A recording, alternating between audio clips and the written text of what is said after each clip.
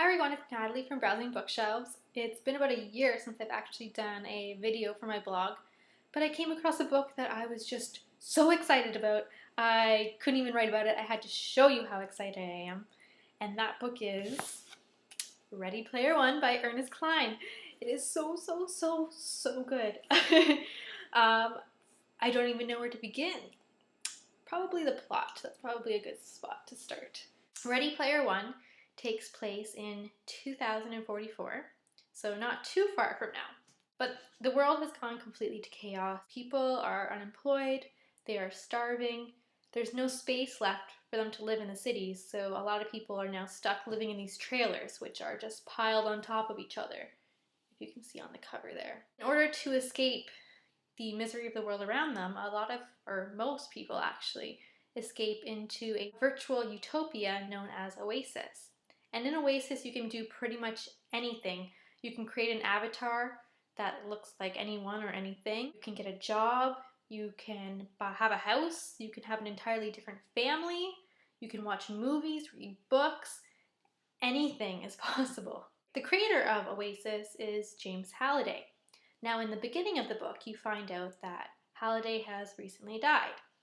And since he has no heir, Halliday decided to leave his entire fortune and his company to the first person who could solve a series of puzzles and Easter eggs that he hid within Oasis itself. Now, all of these clues and all of these puzzle pieces are connected to Halliday's #1 obsession, and that is 1980s pop culture.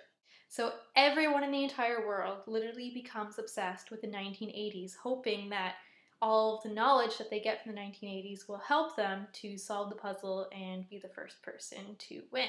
So Ready Player One focuses on the character of Wade, a teen who is known in Oasis as Parzival. And Wade actually manages to uncover the first clue that Halliday hid in the game. Now, since he discovered the clue, players just start going after him. He becomes a celebrity overnight, and people are actually willing to kill him to make sure that he doesn't solve the entire game before anyone else. The story is basically like Charlie and the Chocolate Factory meets The Matrix. I think that's the best way to describe it.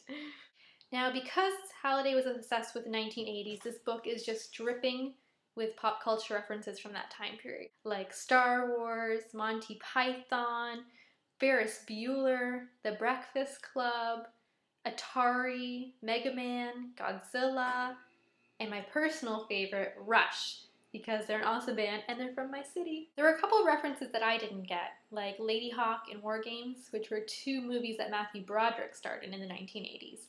And so I looked at the trailers, which were kind of ridiculous and funny. So I'll leave the links below if you guys want to check them out. And another one was a game called Adventure, which was apparently made by Atari and was the first action-adventure game ever. So I learned something new from reading this book.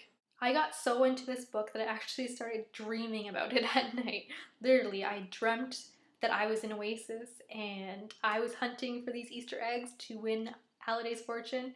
So I think that's a sign of a really good book, when you just get so obsessed with it you can't even stop thinking about it at nighttime.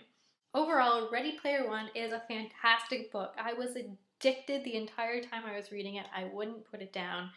I just lived and breathed it, and I'm so sad that I actually finished reading it. I wish it could have gone on for a little bit longer because I wanted to just experience this world some more. And I've been recommending this book to pretty much everyone. Everyone at work, my boyfriend, when my brother comes home, he's gonna have to read it. So yeah, check it out. It's great. Definitely worth the $12 that I spent on buying my own copy, because it's now one of my all-time favorites. And this book gets a 5-star rating from me because it was just so good. So let me know, did you read Ready Player One? Did you like it? Or what's your favorite pop culture icon from the 1980s? Mine is Star Wars. Yeah. See you guys later.